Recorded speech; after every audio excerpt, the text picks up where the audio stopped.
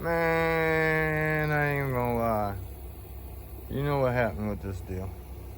Cecil, why you let your kids ride this and just tear stuff up, dude?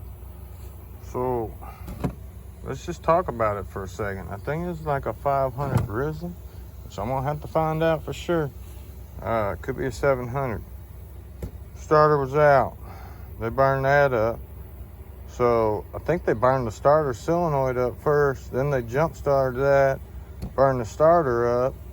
The ignition switch was already bad, so I had put an ignition switch on it, you know what I'm saying? But looky here, if you look down inside there, I mean, it's just all, so nobody ran dirt. So guess what happened? Dirt went down the motor, right? This is all fuel injected, so even if it's not too good, it should still run. So what's happening is I'm hitting the deal, the injector's dropping gas down, and then eventually it'll start and run for a second. Well, why does that happen? It's because of gravity, okay? But reality of the situation, all that stuff was broke. You know, when you have one problem with your four-wheeler, but it leads to 16 different problems, you know what I'm saying? So let's put a compression gauge on here. Now, to do compression properly, I gotta hold the throttle in. We've already discussed this.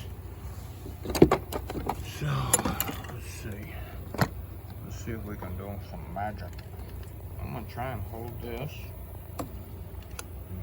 Hold that with that. We'll zoom in. So I got the throttle all the way open.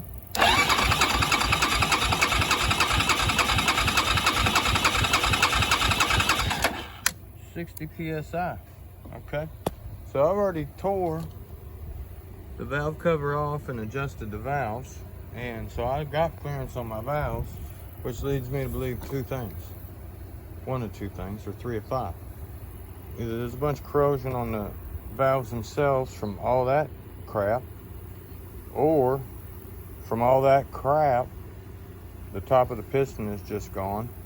And we actually got a blow-through vent right there. It is blowing pretty good.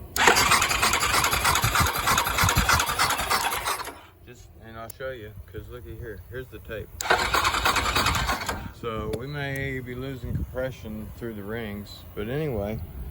And so I called Cecil, and he gets telemarketer calls by the million, so I don't know what the hell he signed up for. And he's like, I don't know how old he is, I don't want to be disrespectful, but he's probably in his 80s or something, close to 90. And really, I wouldn't even mess with him, but I feel bad, and I don't mess with people. But I built his bike motor like 2 years ago. His nephew borrowed it to do an oil change and forgot to put the oil in it.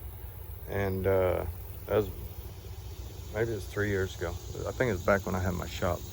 But anyway, so he still had my number. My business number was personal number back in the day. So now his phone's disconnected. I guess he got tired of the telemarketer.